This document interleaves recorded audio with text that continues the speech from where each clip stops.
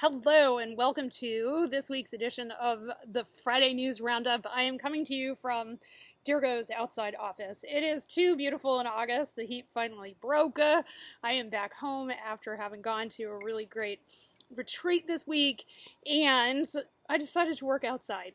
That's not because my kids don't start school until next week and I'm going batty inside. Not that at all. I have some teenagers available if anybody needs them. So, first up this week, we are talking about the E. coli outbreak in Ohio and Michigan. So, as many of you know, I'm in Ohio right now, and we have like literally hundreds of people sick here. It's now across state lines. They have no idea where it came from. But the CDC is investigating, so I will probably have an update next week.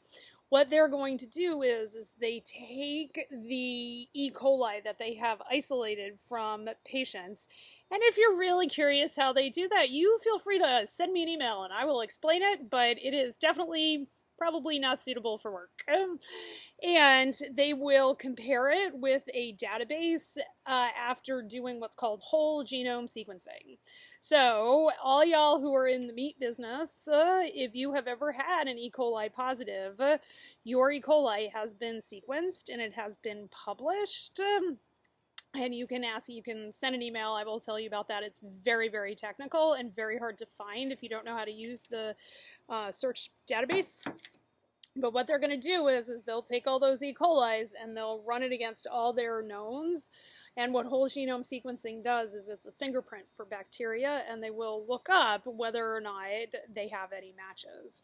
So they don't know what it's coming through. It could be meat, but it could also be raw, ready-to-eat vegetables. We're going to be talking about that in just a moment. So, are you at risk? Just be really, really careful. If anybody has, cook your meats thoroughly, and just pay attention to the news. I don't know what to tell you, because if this is raw produce products coming from other parts of the United States, as is wont to happen in August, then I guess we're just going to have to find out about it. All right, next, in another really interesting economic development, there was a report that came out that the computed annualized growth rate of the non-dairy or like dairy alternatives products industry, alt dairy as they're saying, is a full 10% higher over the next decade than the dairy industry. Now, real dairy people, you are near and dear to my heart, and I promise that there will always be people who are looking for dairy and who are not very big into dairy alternatives. Even when I couldn't eat dairy, I really didn't eat dairy alternatives. And what I want you to know is that if you're in the real dairy space, that space is growing at about 2.5% every year, and I want you to be able to use that to benchmark yourself. Now, if you're in the alt dairy space and you're not growing at 12.5%, then you might want to ask yourself why. And what are you doing? Do you need better packaging? Do you need better co-packing? If you are in that dairy space and you're not seeing a growth, especially in value-added dairy as we are wont to have, then what's holding you back? Where are the inefficiencies, and what new decisions can you be making in order to better solve problems for your community, for your customers, and for the people who are impacted by your business? Okay. We will be having a workshop on the 25th. There's a link below in this email that you can click on to sign up for the workshop on making money in your food business. And we're going to be talking a lot about how to understand how to go out there and be solving problems for your customers, for your clients, and for your impact community. And if you don't know the difference between all of those things, that's why you need to show up to the workshop.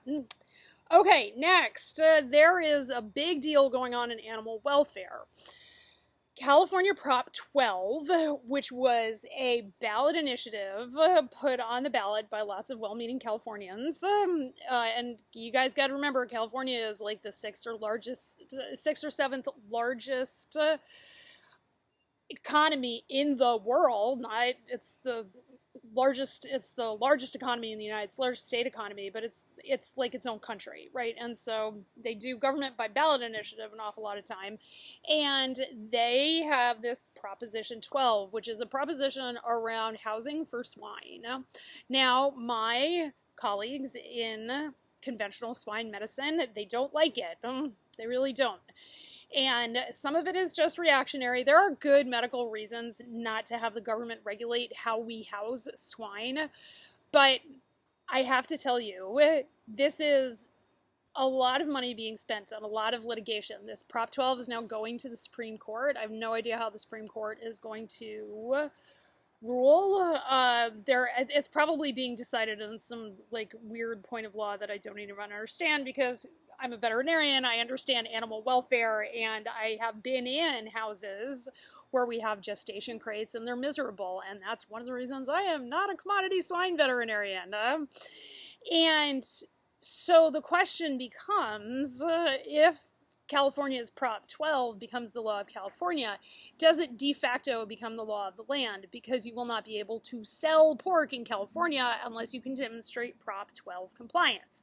That's how California laws work. That's why if you're like Gen X like me and you were watching The Price is Right, at the very end, when they were auctioning off those cars, it would always say, California emissions compliant. Well, this is the same thing. California Prop 12 compliant if you want to sell in California.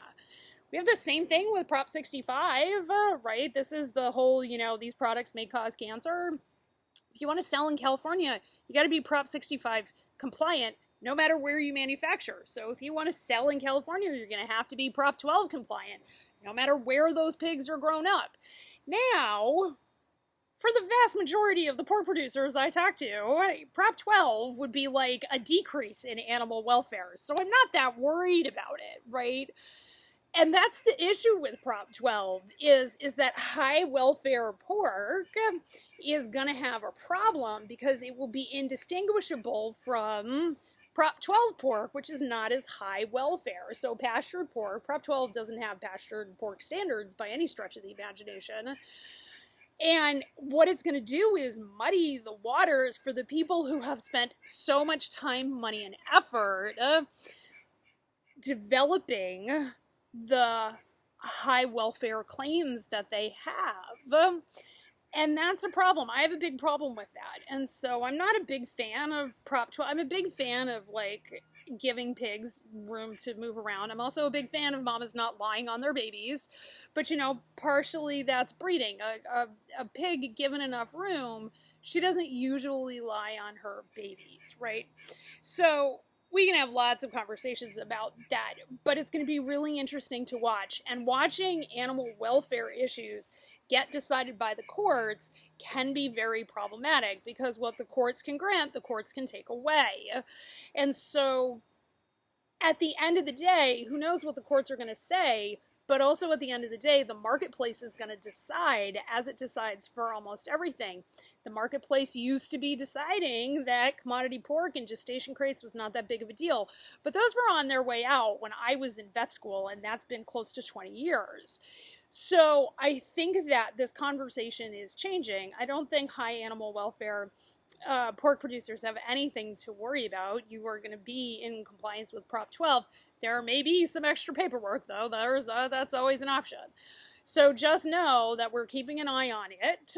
And if you're already high welfare, don't worry about it. And if you are not high welfare, really look at the science behind taking your girls out of gestation crates, because the science is good. You'll have better product. You'll have better girls. We definitely have,